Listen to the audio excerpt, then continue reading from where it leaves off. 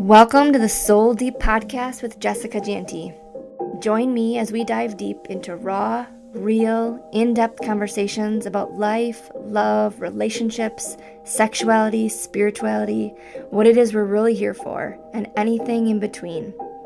I want this to feel like a safe space for anyone on a spiritual journey, trying to find answers in your truth by having open heart and open-minded conversations. And my hope for you as a listener is that you feel this is a safe space here, a place to hear things from a different perspective that may challenge you and your thinking in the best way possible, allowing you to give grace to how you've been raised or what you've been taught or told to believe. And perhaps you find your truth as I search for mine on this journey we call life. So grab your favorite drink, cozy on up to your couch or wherever you listen from, and join me for these soul deep conversations.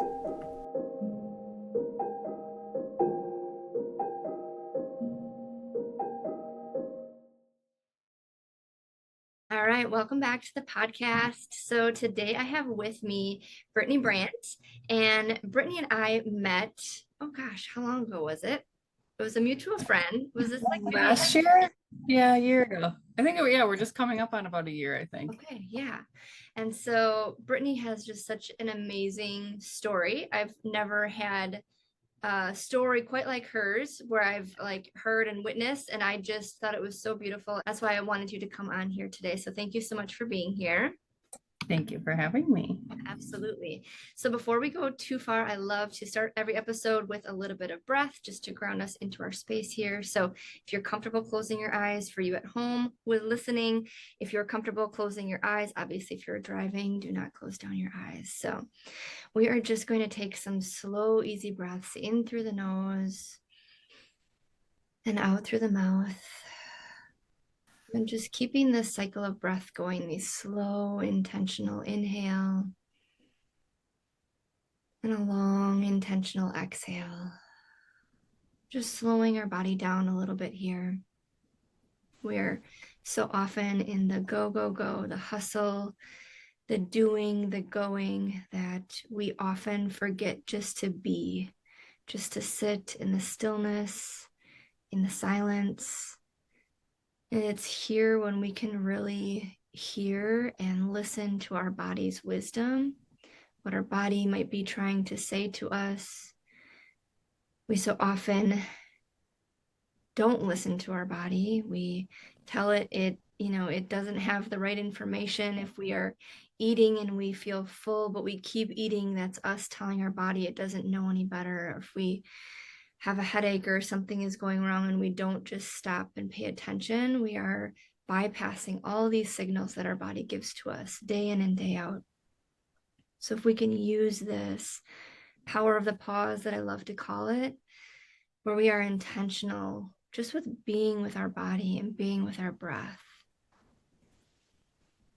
It is here that we can also just let go of anything from earlier in the day, letting go of anything we have set for later, any to-do lists, and just be present in the moment.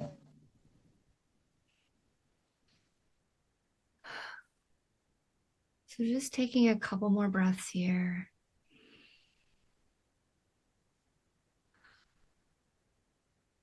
We'll do one more together. Inhale.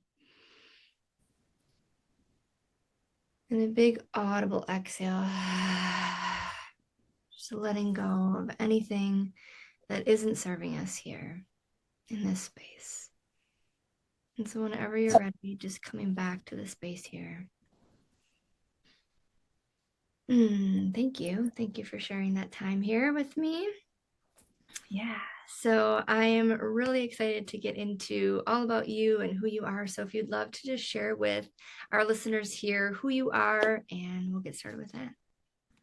Sure. Well, I'm Brittany Brandt, and I own a marketing and business development company called To Be Consulting. I'm a mom of 3, and I live in southern Wisconsin, and I just am figuring out life. Aren't we all? Well, I'd love to ask everybody what their soul purpose is, what you feel your soul purpose is here on this earth at this time.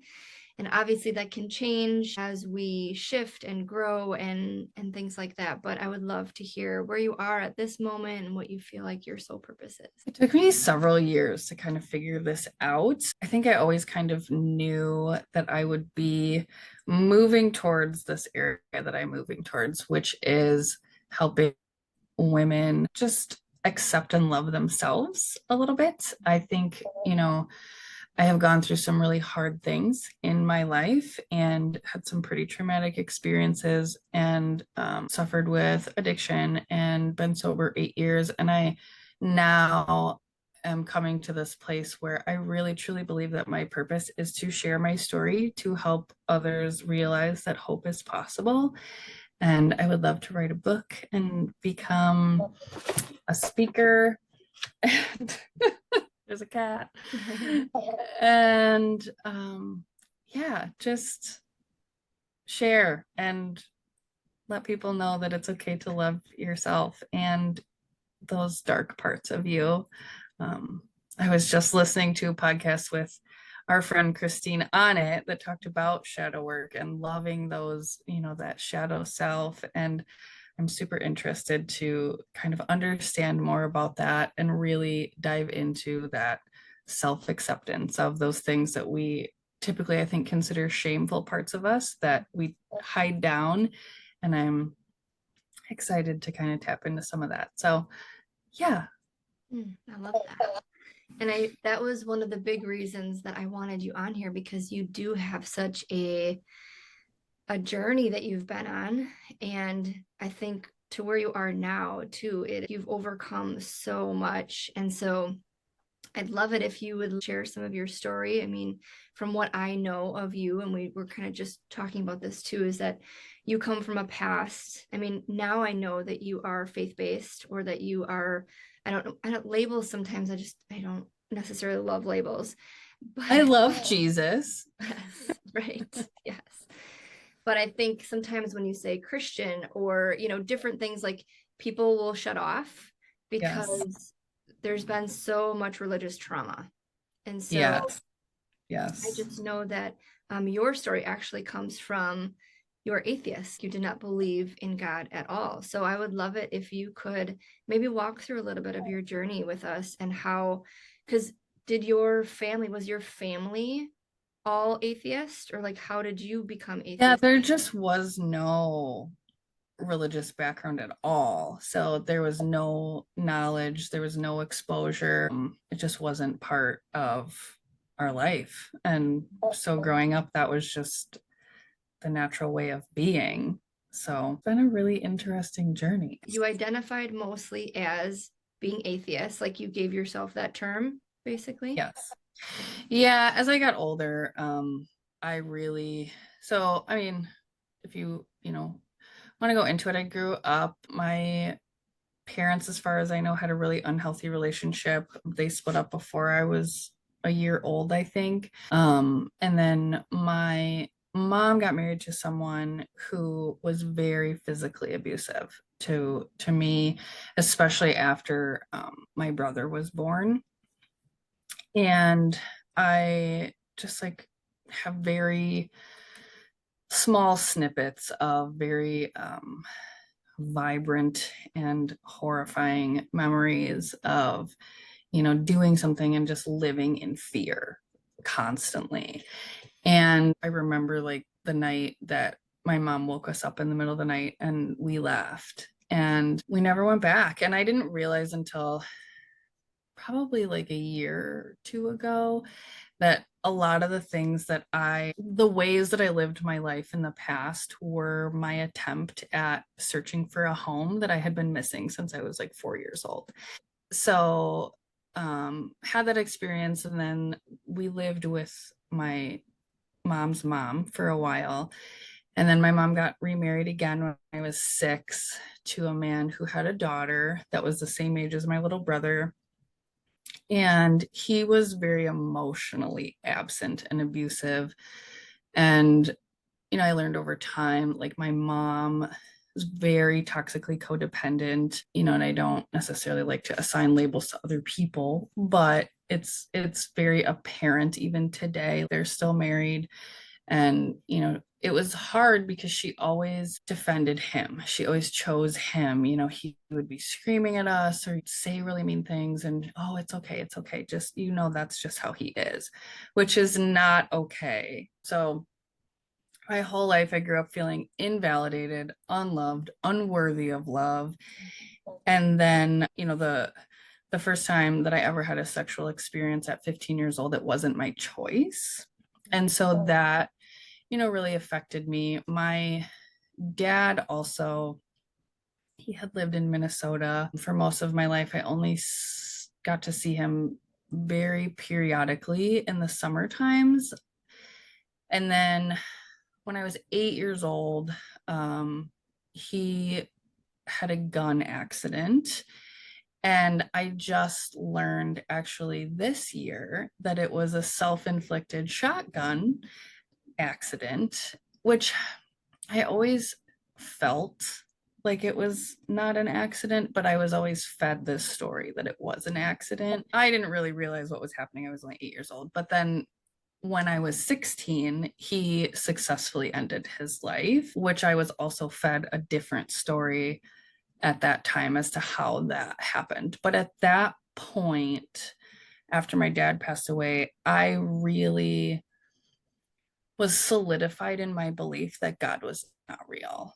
And like, he would not do this to me and like allow all these terrible things to happen to me. So I hated the idea of Christianity, of a God, of any type of belief system. I wouldn't associate with people who were believers. I was so against it. And I was always like a really good kid. I was always super shy and quiet and reserved and got good grades and just, tucked my head down and did the work. I lived in my bedroom because my stepdad was so awful to us. And I just remember I had one of my closest friends who I've had since I was 6 years old, went to Lutheran school, and she went to, I don't know, Sunday school and something during the week. And she would try, youth group, and she would try to like get me to come with her. And I was like, no, like, no. And even as we got older, she would try to like, give me these little like ideas about God. And I'm like, we're not talking about this, okay? And so yeah, there was just a lot of things that happened. And then in my 20s, I never drank or like did drugs as a kid. I was always just really well behaved. I did become very promiscuous after that experience when I was 15, just because I didn't realize what had happened. I didn't realize what that meant. And I recognize now as an adult and through going through different forms of therapy and things that my promiscuity was a way to have control over those situations in relationships and, whatnot.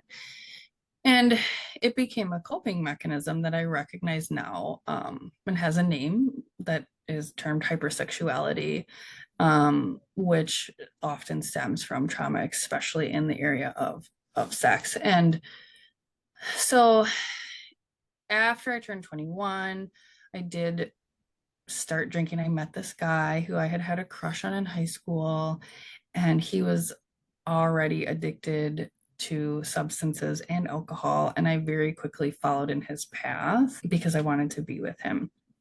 And that relationship was extremely toxic, both emotionally and physically. So that was just my life. And I had my first daughter when I was 18, and that, her dad was also very abusive and very controlling. And so this was just kind of my pattern, and kept drinking and just kept doing all the things. I have experienced sexual assault 4 other times in my 20s. And I will tell you, the only one of them was someone that I didn't know. And so I think often like the misconception with situations of sexual assault, is that like it's always like this mysterious person that you don't know. And that's not actually true. It most of the time is someone that we do know. And, things had happened to me when I was small child also with my first stepdad.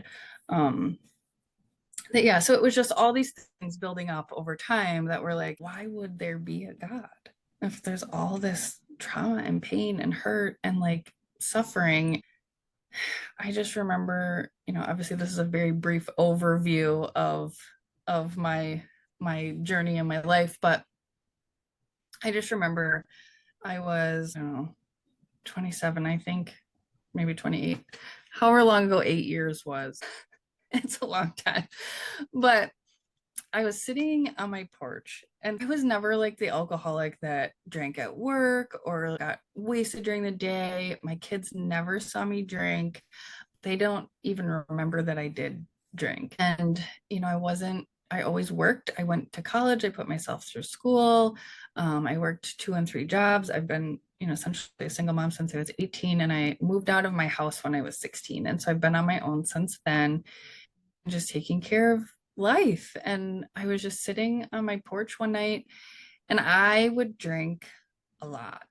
Like I could put down like a handle of Captain and a 30 pack of Keystone in a night. That was kind of my, yeah, that was kind of like my evening, or like 2 or 3 bottles of wine. And I was just sitting there, and I just remember feeling just lost. And I'm like, what is the purpose of life? I was like, like, all I do is get up and I go to work and I come home and I have so much anxiety and so much stress and I don't even know what's happening. And like, why do we exist? Like, if this is it, why do we exist?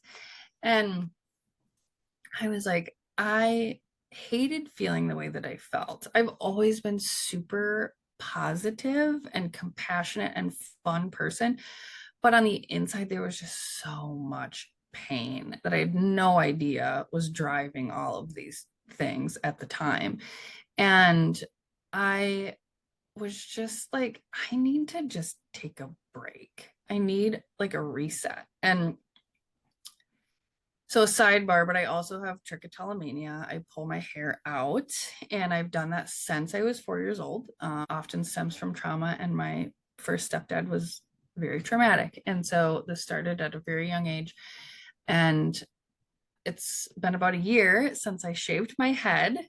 And I had gotten to this place in that journey where my hair pulling was so bad. There was so many bald spots that I couldn't hide it anymore. And I finally was just like, I'm just going to shave it off and I'm going to wear a wig.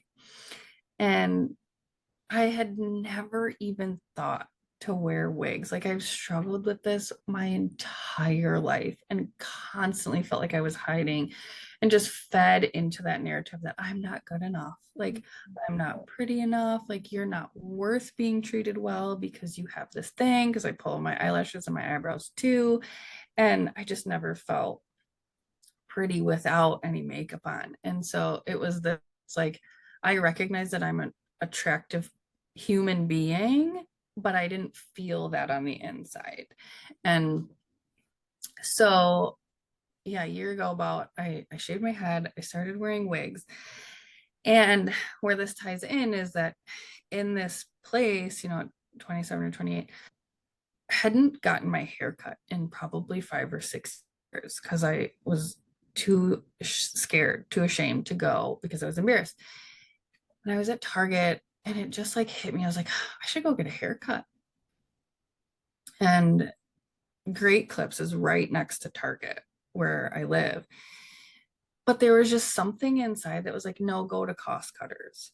And I'm like, okay, like that was weird. And so I went to Cost Cutters, and this woman that was cutting my hair, she starts asking me questions about my hair pulling because there was big spots missing. And then she starts talking to me about God. And I'm like, this woman is nuts. Like, I just want to get my hair cut. I need to get out of here. I'm not having this conversation. But I listened to her. I've always been a people pleaser. I consider myself a recovering people pleaser now because I've learned how to have boundaries. I say that too. I love it. Yeah. But so she's cutting my hair and she's talking about God, and I'm like, I gotta get out of here. And she invites me to lunch, and she's like, I really want to talk to you more about God. And just being kind, I was like, I guess. Like, I didn't want to be rude. And so I ended up then after going to the library, and I'm like, I've got to research this religion and why these people think that they believe in this stupid idea, right? Like, I've got to understand it more. So when I go talk to her, like, I can tell her like all these things and why she's wrong. And so I like checked out all these books about religion. They were just all over the map. I didn't even know that the Bible was different books, like, Yeah. no knowledge at all. And so I started reading this book. It's called Garden City by John Mark Comer. It's one of my favorite books. It talks about life balance, essentially. And it talked about a monastery. And I had heard the term referenced, in like a monk situation, or like where nuns go, right? So there are these two extremes. And I was like, oh, I wonder if we have a monastery, because it sounds like it would be this amazing, quiet place to just sit and be and not drink for a weekend. Yeah. And so I looked it up, and there's one in Madison. It's beautiful. It's called Holy Wisdom Monastery. And it's just this stunning place. It's on like 40 acres. They have a pond, they have trails. It's incredible. And so I like booked this trip, and I threw this huge party the night before, and I was like, I'm just not going to drink this weekend, so let's, whatever. And I went there, and I just remember it being so quiet. Like, there's no noise. And I was like, I'm going to put my phone away. I'm just going to exist here in this place and just be in nature, because I've always loved being outside. And so I was alone the first day. And then the next day I got up and I walked down the stairs, and there was this big, like, dry erase board in the lobby that said, Welcome, Serenity, and Sobriety. And it just so happened that there was an AA retreat at the monastery that weekend. And it honestly, literally was like this veil was lifted. I felt such peace and joy and love. And I just was like, God is real. And like, I like have goosebumps now, but it was just like this very crazy, eye-opening experience. I ended up asking if I could join in on a meeting, and I have been sober ever since. And like, that started my journey to finding God. Wow, that gave me goosebumps too. Like I legit have goosebumps. Oh, Yeah. what a story. Wow. And so that was 8 years ago. Yep. So I had 8 years on July 27th of this year. Mm-hmm. That's amazing. You met her at Costco. Or no, cost cutters. Yes. And Yes. did you go back and have lunch with her then after the I monastery? did. I Yeah. did. It was before. Oh, I okay. think it was before I went to the monastery, because I continued to read this book. But yeah, I did end up, I took my kids and met her at a park, and she gave me a Bible, and she had like written out all these scriptures, and she gave me like names of radio stations, Christian radio stations. And I never did anything with this book. And so like, with the Bible that she gave me, or the scriptures or anything, I never even opened it up at that point. But I took it with me to this monastery. And so like, I remember like on my drive home, I went there and I was like, oh, she wrote down radio stations, because like I didn't even know. And I just turned on like Christian music, and I just felt like, just like all my worries were like just lifted. It was just like this incredible feeling of love and like victory and peace. And yeah. Yeah. So where are you at now then? So that was 8 years ago. Like how has the last 8 years been with your journey on, whatever you want Gosh. to call it? Yeah. Or just believing in Jesus, loving Jesus, or whatever you want to call it, because it is hard to say Christianity. Sometimes labels are hard. So I don't know how you feel about that and where you. Yeah, so it was really interesting for me because at that point, so the guy that I had met in the bar when I was 21, that we dated, the very toxic relationship, I ended up reconnecting with him shortly after getting sober. And he was in prison. He had been in prison multiple times. And we had kind of kept connected on and off, like over the years since then. His mom had reached out to me and she's like, he wants you to write him a letter. Like, he wants to know if it's okay if he writes to you. And I was like, yeah, whatever. And so I wrote him a letter telling him I'm sober. This is like maybe like the weekend after I had went to the monastery, or just like this very short time. And um I was like, I found God, like God is real and I'm sober and things are different. And he had written me also saying kind of the same thing. Like, he had gotten sober in prison, he had found God in prison, and really had this desire to change his life. And so we kind of reconnected while he was in there. And I had never really been to church. I think before I had maybe gone to like a Catholic service with my grandma when I was a kid and hated it. Um, but that was really the only exposure I'd really ever had to church. And so I literally, like, after I came back from the monastery, I was like, I want to, start going to church, but I didn't know where to go. I didn't realize that there was 1,500 denominations of Christianity and all these different doctrinal beliefs and theologies and, whatever. And so I emailed like 20 churches and got a response from one. Wow. Yeah. And so I remember like going into this church because I was like, I don't know what to do. I don't know what to wear. I don't know how to go in. I don't know anything. And I just remember like this woman reached out and she's like, I'll meet you at the door. And I met her at the door and I went in and I just stood there and I was just like crying. And I was like, what is wrong with me? Why do I feel this way? And now I recognize like it as the Holy Spirit. But it was just like, I was so embarrassed. And I was like, why am I crying right now? And I was getting frustrated. And I went to that church for a while. And then my boyfriend at the time, who was in prison, writing me, we were talking on the phone by the, and he's like, well, I have met this other person in here and I really want to go to a Pentecostal church. And I didn't know what that was. And he, but it has to be one that is affiliated with like the UPCI, so like the United Pentecostal Church International. And it's a oneness doctrine type. So they don't believe in the Trinity. They're very charismatic and very swing towards more legalism. Women don't cut their hair, they don't wear makeup, they don't wear pants, like none of it. And I didn't realize that at first. All I heard was like the term Pentecostal, right? And so I'm like, well, I don't know what that means. So I'm going to Google it. That was not a good idea, right? Because these YouTube videos come up of like these people like on the floor, like convulsing and running around, screaming, speaking in tongues, which I didn't know what that was. And I was like, we are not going to this church. And he's like, well, this is where I feel like we need to go. And so he ended up getting out of prison.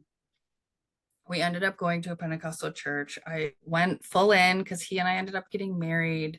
So he came home in April, moved in.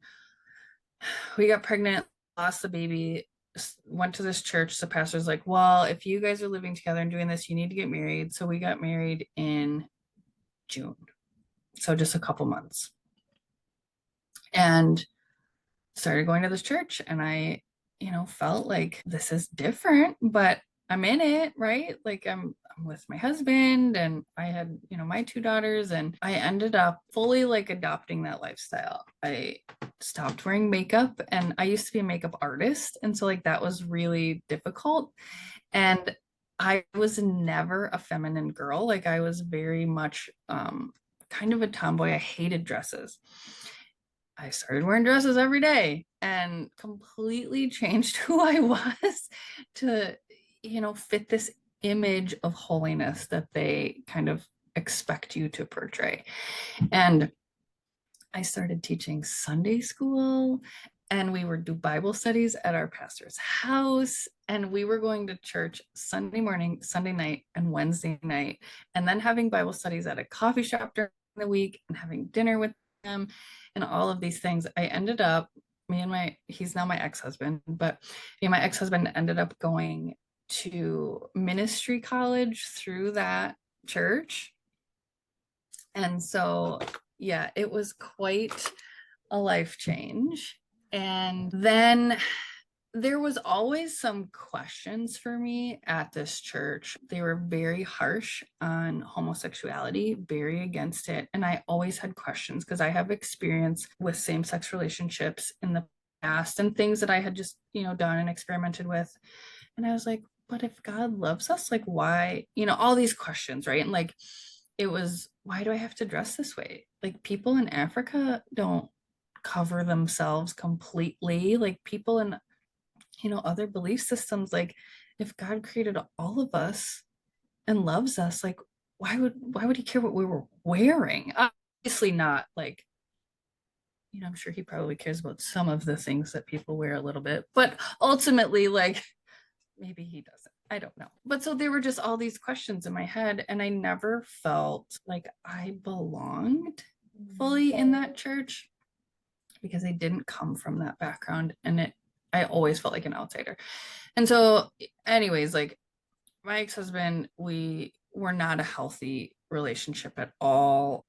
Yes, we were both sober, but we had not done the work. He ended up going back to prison for things involving my oldest daughter, and that really shook my whole world. My oldest daughter has also experienced some sexual trauma in her childhood, and it was just this, like, I didn't know what to do. I didn't know what was happening. My whole world came crashing down, and I was right around, so this was in 2020. This was in 2020. And December of 2020, all of this, like, came crashing down. I'm like, oh my gosh, like, I'm a single mom again. I don't know what I'm gonna do. I didn't know what was going on with him because I didn't know what had happened. He had still been on probation from when he was in prison last time. And it just spiraled out of control. And I remember God showing me some scriptures in the Bible about forgiveness and about love and about all these things. And I'm like, this doesn't feel like what this church is teaching. And I ended up going to that pastor and, telling him that, like, I kind of wanted to step away from that for a while. And he ended up calling me rebellious and irresponsible. And he was very angry with me. And he told me I was a bad mom because I was going to take my kids out of their church home and away from their church family and all these things. And I'm like, wow. And so I had all of this hurt and pain from that. But I recognize that that's people. That's not God. That's people. And so over the last few years, I've just been exploring different things. And I ended up at a church that was very small. And I just started exploring different avenues of God and who is God. Because I had only been fed this one version and told that, like, this is it. This is the only version that's true. And, me, as a person who loves to learn, I love research, I love just exploring knowledge.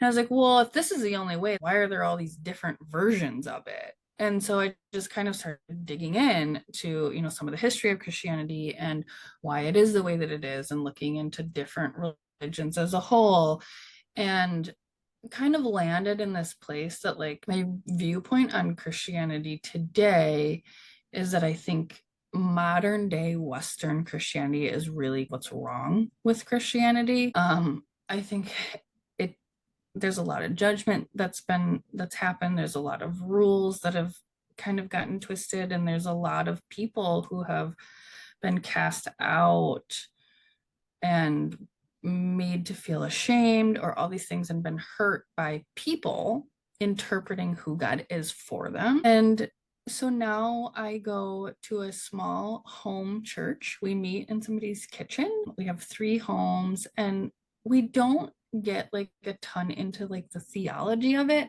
We really model like what the book of Acts is. And so it's community, it's loving each other, it's supporting each other, and it's modeling, what Jesus told us to model in our lifestyle, right? Like caring and compassion and respectful and upholding certain lifestyle things. And I have found through being in the Pentecostal church, I always felt so much shame for who I was and things that I had experienced that I had no control over.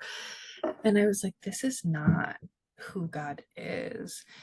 And I remember the last time I went to the monastery again. I try to go on my sobriety birthdays when I can. And so I went on my 7th year.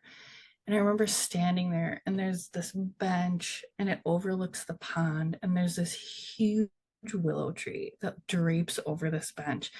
And I just remember walking up to this willow tree, and it was like the wind blew, and it was literally like the breath of God saying, Brittany, I love you.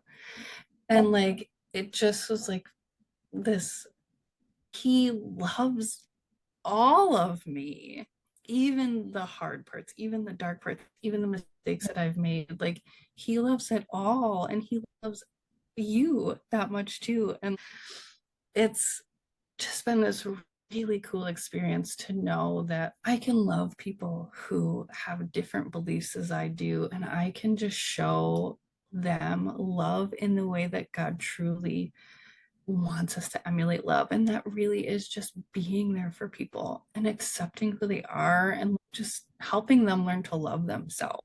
And yeah, so that was probably a lot of stuff, but it is so beautiful. Your whole journey and just your outlook on it now.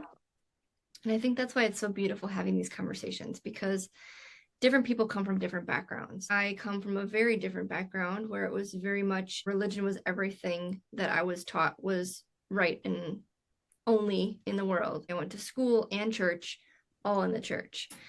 And so I didn't know that there was other things. And then later on, I did learn that there's however many, what did you say? 1,500 different religions. Yeah, like, I don't know.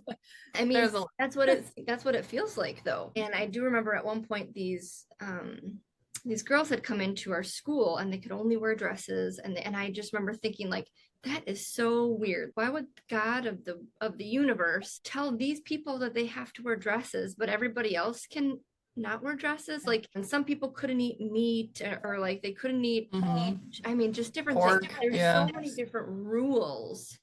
Yeah. And the hard part is that every religion thinks that they are the end all be all. Like, you have to be this way, you have to show up as this way, or you're going to go to hell, or you are wrong. And then made to feel like you did, like shame and guilt over things that you cannot control.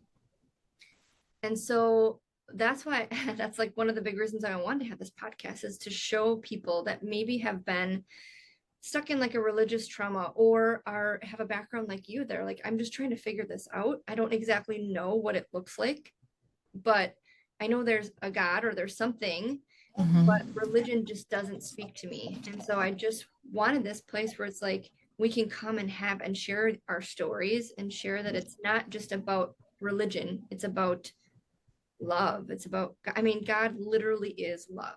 It is over and over in the Bible. Like, that is the premise. And so if that's what God is, then there is no judgment, there's no fear. All those things are cast out. So why is religion so stuck on these fear and control? And so I think that's what over the last 3 years for myself has really come up, is like, it's my whole life has been based on fear and control, and you have to do it this way or you're going to go to hell, which I think is just Yeah, so I'm still unpacking that myself. And that was part of this, to bring people on, to hear other people's perspectives and to see, where they've come from and where they are at now. And so I Yeah. think just hearing your story is so beautiful. So thank you so much for sharing it. No, thank you. Yeah, this is really kind of the first time that I mean, publicly, I guess, sharing it outside of an AA meeting. And obviously, in an hour-ish long podcast, there's only so much you can touch on and dive into, but just kind of scratches the surface. But it is. And the verse that kept showing up for me, that when I was in the Pentecostal church, and I can't think, it's in Galatians, I believe, but it talks about, like, if you continue to follow the law, like, why did Jesus die? And I don't know if I'm like citing it correctly or whatever, but it's something along those lines, that in Jesus's death, like, he covered all the sins, all of them. Like, there wasn't anything left out. And that gives us the freedom to be human, because we are human and we are created exactly the way that we are for a purpose. And we go through experiences, and yes, like, they can be really hard and they can be really traumatic, and we can be a victim of really hard things. But what you do with that is then how God can use it. I think a lot of people get stuck on, like, well, if God is love and God is real, then why do so many bad things happen? And it's like, well, without pain, there would be no love, because you can't understand one without the other. And we don't know the whole story. We are one little tiny fraction of a blip in this humongous picture that we only get, maybe 100 years if you're lucky, out of the thousands of years that people have been in existence. And so at the end of the day, like, our little lives are so small compared to God's greater plan. And while we all play a part in that, the things that happen to us can be drivers of connection with other people, to show them hope and love and resilience and all of the things that God also gives to us, that we would not feel unless we went through hard things. Yeah. Yeah, I love to say things aren't happening to you, they're happening for you.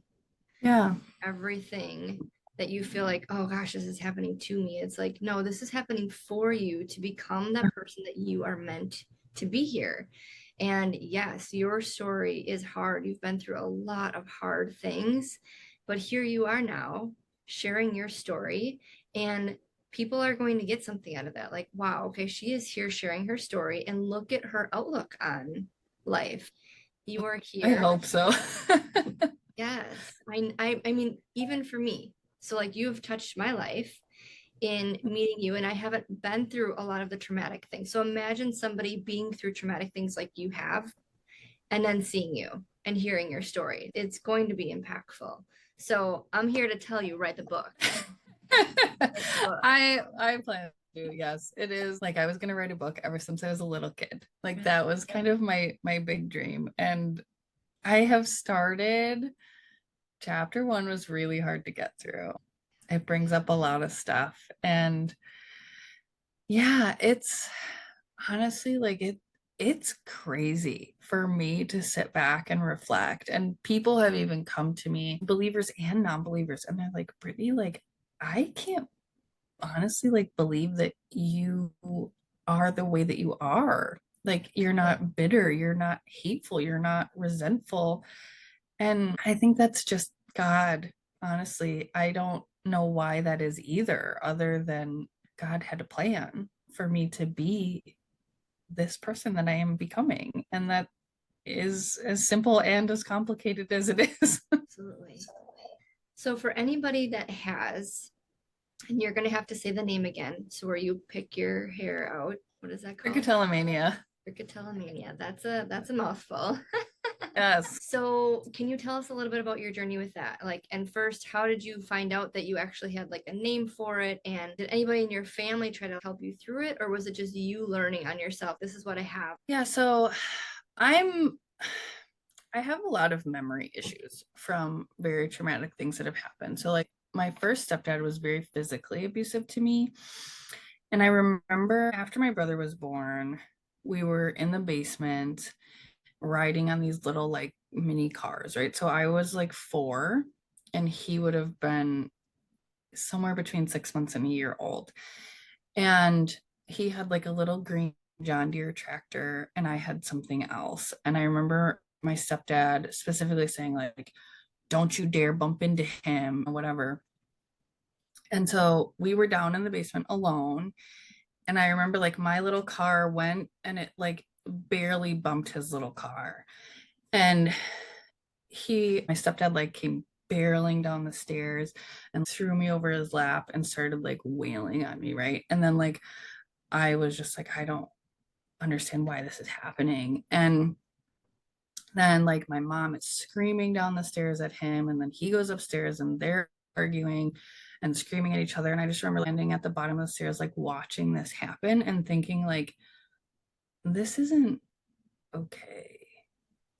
4 years old, I'm like, I don't feel like this is how it's supposed to be. But I didn't have any other option, right? Like that was my life. And I remember a short time after that, I walked down the stairs and my mom was standing at the washing machine doing laundry. And I had 4 eyelashes between my fingers. And I was like, look, mom, like I pulled out 4 at once. And I just remember like she didn't even really look at me.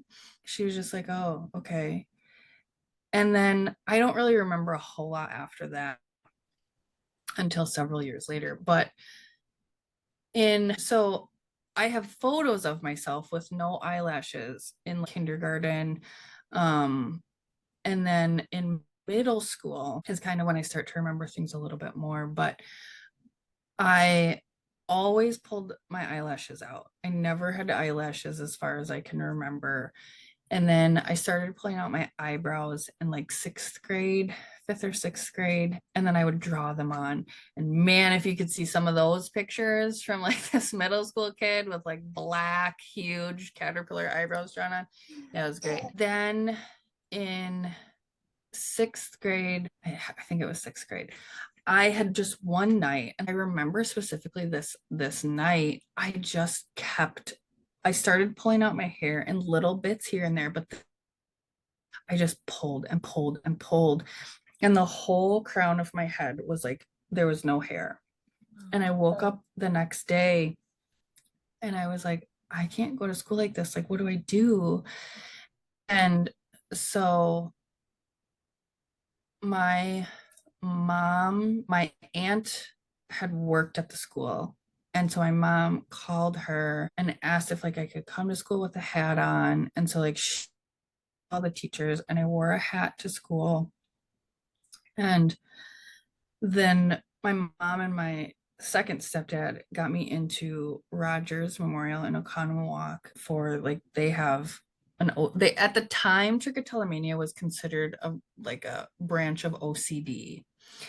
And so I went to like their OCD treatment, and it was just a lot of like behavioral therapy, breathing techniques, things like that. I was on several different antidepressant medications, which did not help at all. They put me in middle school on Prozac, which, I mean, nothing against antidepressants, but that at that young age, it made me want to not exist.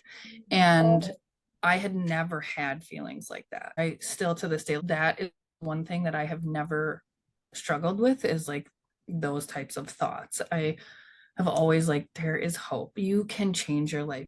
You can do hard things. And so I went to that treatment program. It was every day, Monday through Friday from 8 to 4 or something. And so we had to drive there every day. But at home, it was very like my stepdad, I remember him, just stop. Brittany, you just need to stop doing it. And I wore gloves at home, so I would try to not pick. And it was this very like, he made me sit out on the couch so he could watch me. And it was this like, I was going to be punished if I did it. And I'm like, I don't even know why I'm doing it. I just can't help it. And I was always so ashamed.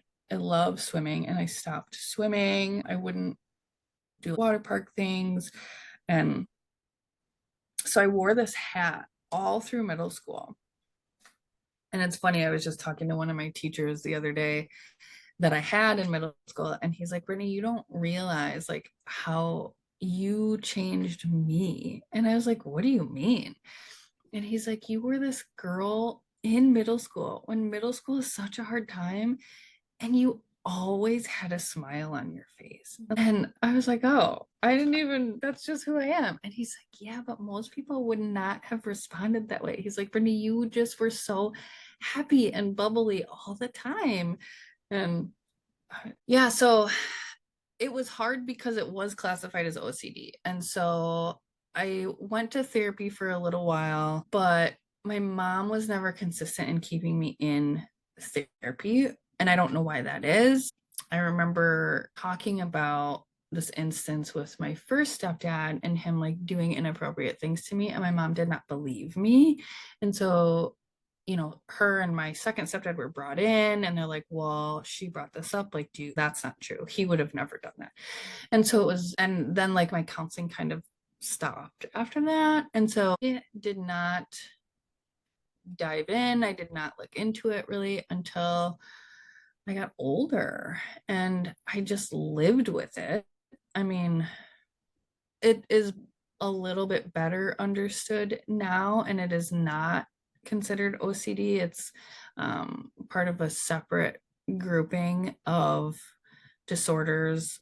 They're called body focused repetitive behaviors. So, nail picking, skin picking, nail biting, hair pulling, they're all in this category that are coping mechanisms for negative emotions like stress, anxiety, boredom, sadness, anything kind of in that uncomfortable realm. And so yeah, so I think what I did over the last couple of years with everything that had been going on in my life, all of the changes, the struggles with my children. My middle daughter also has autism. She has an eating disorder. She has OCD. She has depression. And so like she's at home. It's a lot to deal with. And so essentially I think I have given myself permission to just do this as this is just what I do. Since I shaved my head, the pulling has gotten significantly worse because the hairs are small, and like, so it's like I want to pick at them. And so it just is what it is. I would love to eventually address it and be able to stop doing it. However, I will say that when I was considering shaving my head, I had bought one wig, and I was like, I'm just going to start wearing this wig and nobody's going to know. And then I was like, but why? Like, there are other people that struggle with this. And it is one of the things that is so hidden and shameful, and the feelings that come with it are so heavy. And I was like, no, like I'm just going to share this with the world. And so I made this video of me and one of my girlfriends. She shaved her head with me, not down to the skin like mine was, but she buzzed all her hair off. And the responses that I got from that were so touching. Like, I had no idea how many people are actually hiding in themselves. And so yeah, so today I just like embrace it, and I have all of these wigs that I wear, and like I've found like fun colors. And I mean, I can take this off, but I tattooed the side of my head. I was hoping you'd show. Yeah, so just it says Dear Agony. So Dear Agony is a song by Breaking Benjamin that has kind of been in my life for a really long time and got me through some of the really hard moments of my life. And I remember listening to it, when I was feeling so hopeless, because Ben also struggled with alcoholism, and this song is kind of representative of that. agony that you feel when you're struggling through something that you just cannot get a grip on. And lilies are my favorite, and they kind of represent like rebirth and new beginnings. And I have tattoos all over the place, but I remember going to my tattoo artist, who was like the best, Jake Bussey at Alkali, and I was like, "Do you think you could like do a tattoo on my head?" And he's like, "Are you serious? Like you're the last person I would ever think to ask me that question." And I'm like, "No, I'm totally serious." So I just was like, I don't care anymore, like what people think. I just want to love myself and just be me and like be that. Like it wasn't my intention to be this face of hope and all these things. It's just what's happening. And I'm like, why me? Why is it me? But I'm just going with it. So Thank you for sharing with us. Thank you for because I was like, I'm not going to ask you to do it. I knew that you had the tattoo and all of that, and that's just it is part of your story. And yeah, why it's this way sometimes maybe we'll never even know, but just the lives that you can touch by sharing your story and sharing what you've been through and how you are here now in, like you said, so much hope and joy still, even through all of it is really beautiful. So if you could speak to anyone who has gone through so many like traumas and things and might be in the same spot, hair pulling or any other condition like that, is there any advice or anything that you would have to share? I would say get to the place where you love yourself enough to do the work, because the work is hard. It's it's a lot, and it's painful to relive things and go through things. But from coming from a place of living in pain and stress and anxiety and depression and addiction to now, I still struggle, right? Like I still pull my hair out. I still have really hard days. Like I still have days where I'm like, the world is ending. My life is crap. I'm not doing good enough. I'm failing in all these areas. Like I still feel all these things, very real. But I know that they're not true anymore. And I have learned that through probably the number one thing outside of God for me was cultivating healthy relationship with other women, and women who had been through things and that could love me in such a way that they could show me when I was not doing things that were good for me.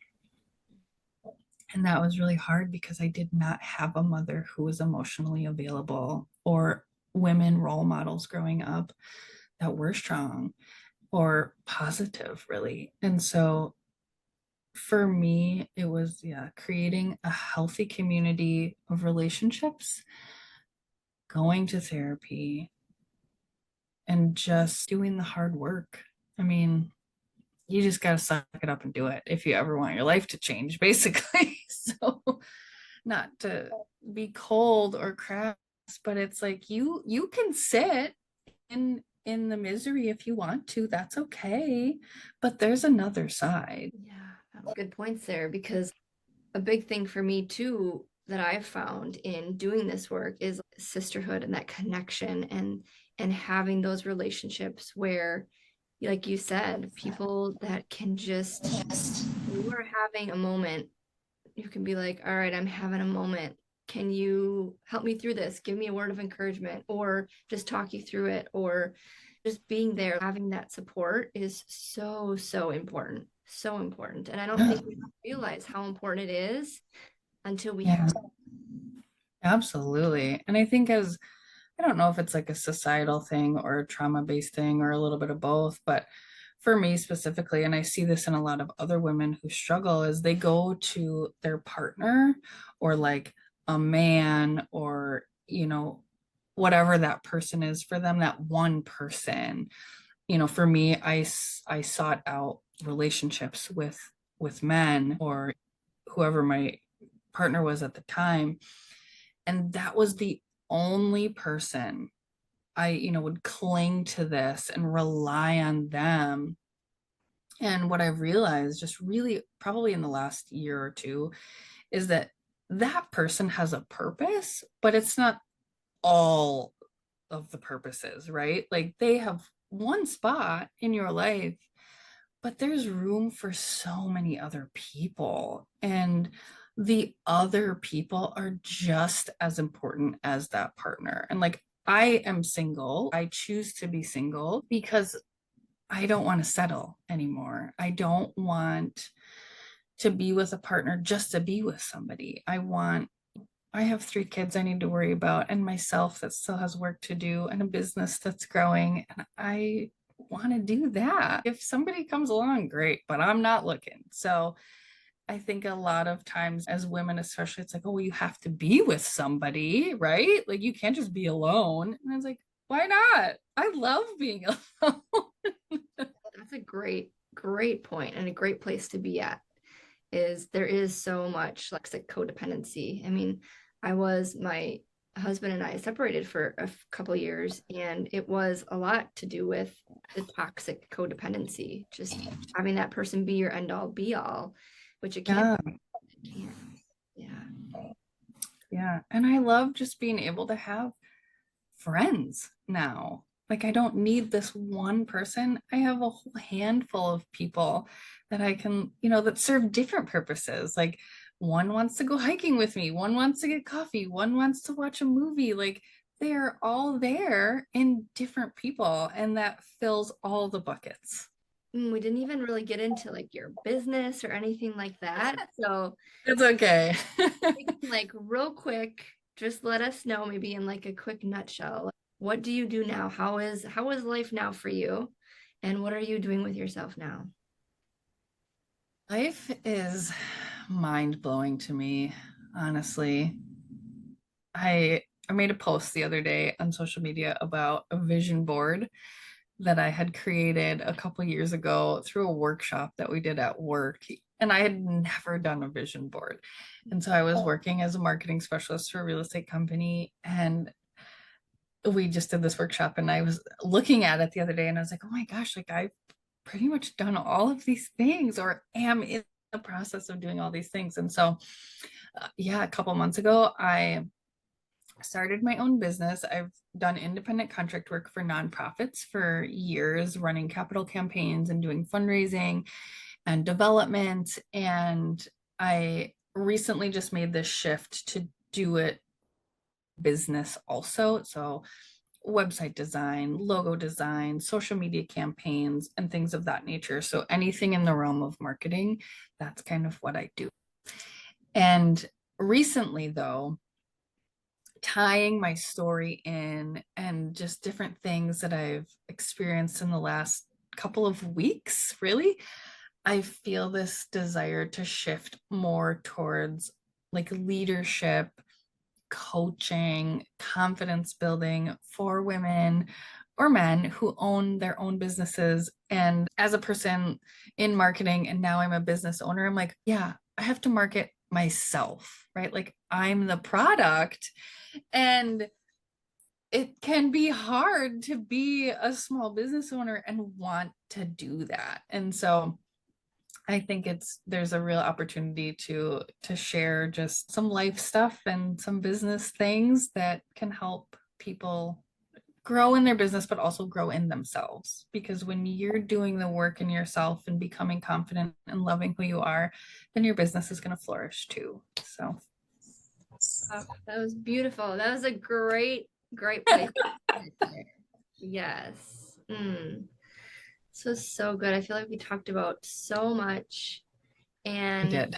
just for all of our listeners too, like if anybody is struggling with things that you've struggled with, sexual trauma, emotional, mental illness of any sort, just to reach out for support. That there are There's lots of their support groups. There are, even alcoholism too. I didn't speak to that, but if you're struggling with anything, just reach out, find the resources around you, and just to know that we aren't, medical professionals Right. telling you to do anything specific. This is all just us having conversations, but to know that like there are people that will support you if you just lean in, because having support is so important.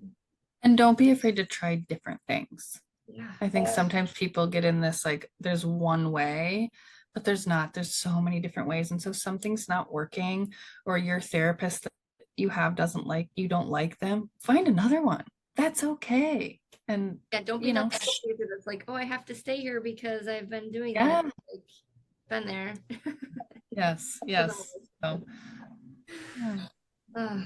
Well, thank you so much for being here today. Is there anything that you would like to say on parting? Or I feel like maybe we already did that, but Yeah, no, it was great. I thank you for the opportunity. Hopefully it is helpful or shed some light on some things for some people. And yeah, I look forward to sharing more of my story. So love that. And I'm excited for you to do that because it is a really powerful story. So thank you so much for being here. yeah, thanks.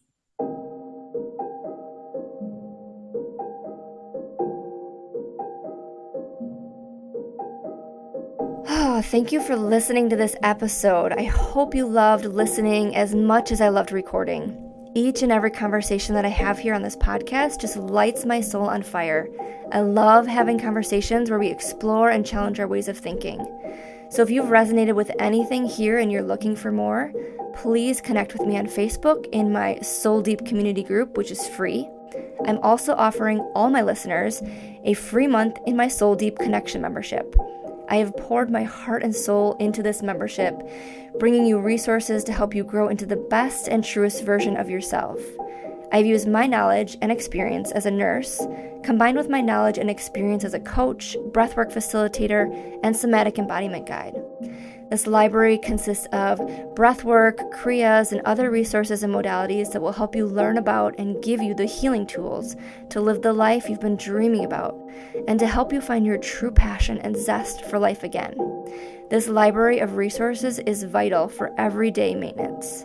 And on top of the library of resources, there are live monthly calls, ranging from breathwork, kundalini, full moon or new moon circles, as well as guest speakers on a variety of different topics, from decluttering to marketing to sisterhood and all things healing and wellness.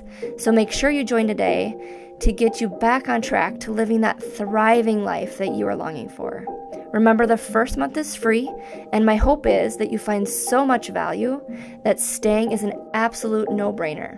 It really is everything that I was looking for as I started my journey, and so much more. I truly hope to see you inside my community. And if you haven't yet, please follow me here and on social. Like and subscribe, and make sure to share your favorite episode with your friends and community. And when you do, make sure to tag me in that post. If you tag me, you'll be entered into a drawing for that month where you can win a free one-to-one session, breathwork or coaching session with me.